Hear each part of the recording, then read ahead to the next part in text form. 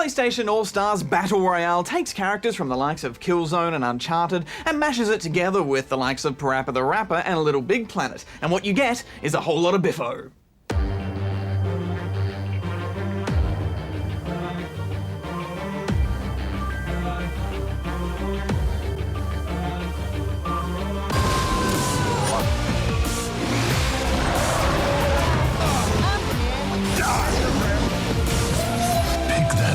And pay for it.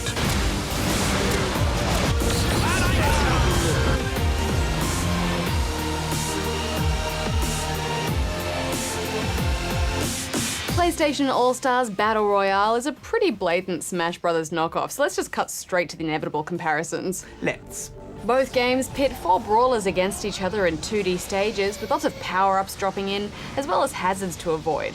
The biggest difference is how matches are won. In Smash Bros, it's all about knocking your opponent off the stage, but here, super moves are key.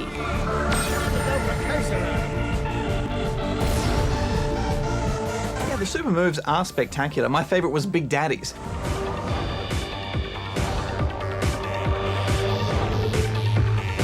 Everyone else is stuck doing dog paddle while you're hulking out and smashing them. Yes, and Heihachi's was hilarious too.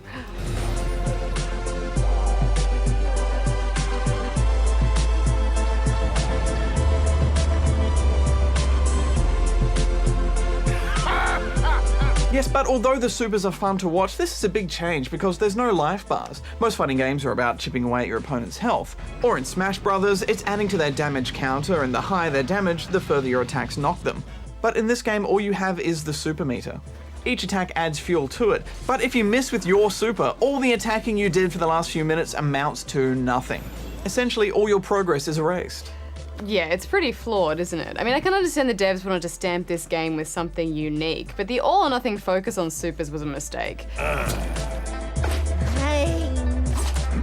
let's talk about the combat, which I think they did a much better job at. I think they nailed that. Kratos in particular feels right at home in this game. He can dish out stylish combos with his chained blades, casually countering some attacks and dancing around others. But what the God of War does best is get angry, so very angry.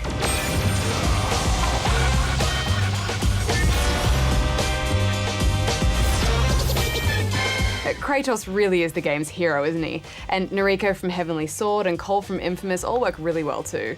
But I just couldn't warm to this cast the way I did with Smash Bros. I mean, Nintendo's characters all have this cartoony style that really lends itself to an ensemble game. But here it just feels like too many of the characters have been awkwardly shoehorned in for their marketing appeal, rather than whether or not they actually belong in a fighting game. Not in Shambhala. Punch! Ready?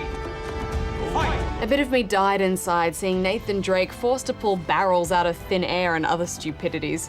Yeah, I know what you mean. Pitting Sackboy against trained killers and superheroes just feels about as frustrating as you'd expect. Prepare to die! Also, I feel like a lot of these characters are very B-grade, you know, they're co-stars and sidekicks, not the leads. Why Tekken's Heihachi instead of Jin or Kazuya? Why Raiden instead of Snake? Why are we getting the reboot Dante and not the original? Last chance to walk away. I don't want to sound too cynical, but I think it's because a lot of these characters have new games coming out next year, and so there's a bit of marketing profile raising going on.